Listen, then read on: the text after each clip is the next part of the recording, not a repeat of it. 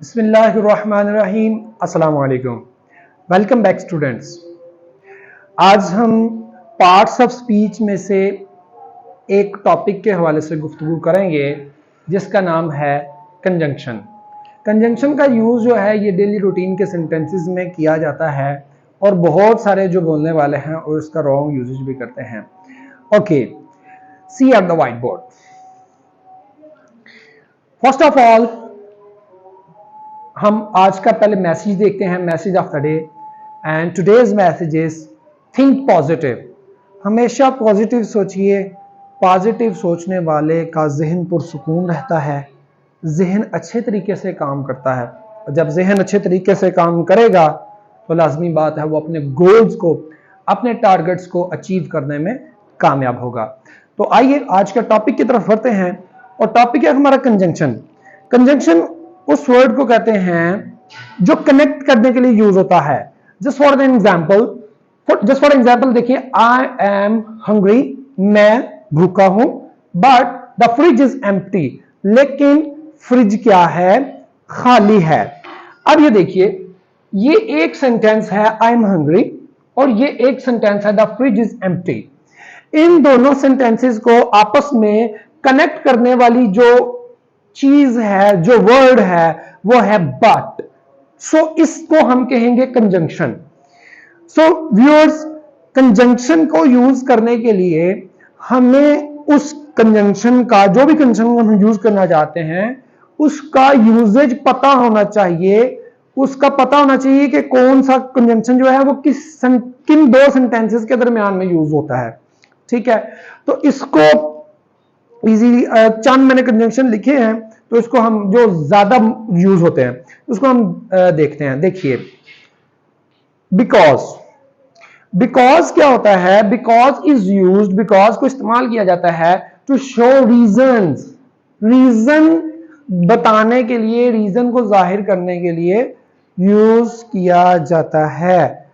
Just for example, Ali is going to Lahore, Ali Lahore जा रहा है because he have to buy something, उसको कुछ खरीदारी करनी है।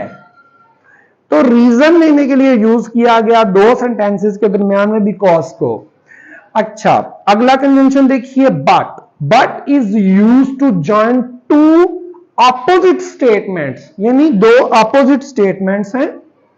ठीक है, एक स्टेटमेंट कुछ और कह रही है, एक स्टेटमेंट कुछ और कह रही है, तो दोनों स्टेटमेंट्स को आपस में जब हम जोड़ेंगे, ठीक है, लेकिन उसके लिए फिर ये बट का जो है वो कंजंक्शन यूज होगा। इसी तरह है इफ। इफ, अच्छा, इनके साथ साथ अगर हम मीनिंग को याद रखें ना तो हमें बड़ी इजीली कॉन्सेप्चुअल इसकी समझ आएगी। फॉर एग्जांपल ये देखिए, बिकॉज। बिकॉज का हम क्या मतलब होता है? क्योंकि। ठीक है, तो जब हम उर्दू सेंटेंस हमारे माइंड में होगा तो हम उसको इंग्लिश में ट्रांसलेट करने की कोशिश करेंगे।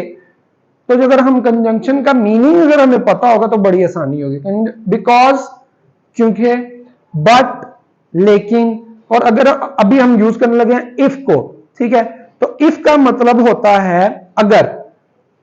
If is use to show result, result को शो करने के लिए इफ का जो है वो यूज किया जाता है। इसी तरह ये देखें, नीचे लास्ट में हमारा कंजंक्शन लिखा हुआ है where as.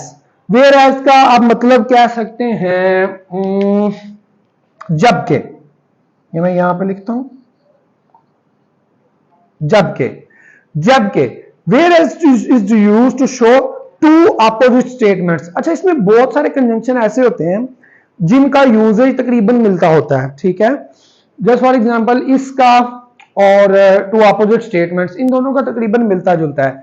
Just for example ये देखें, इसकी एग्जांपल देखें, शी इज वेरी फनी, वो बहुत, शी चूंकि ये फीमेल के बारे में है, शी इज वेरी फनी, वो बहुत मजाकिया है, मजाकिया है। Whereas he is boring, जबकि वो बहुत बोरिंग है, रुखा है। Okay students, let's summarize our today's lecture. We have learned about conjunction. Conjunction क्या होता है? लिंक करने के लिए यूज होता है टू स्टेटमेंट्स को। Thank you very much for watching.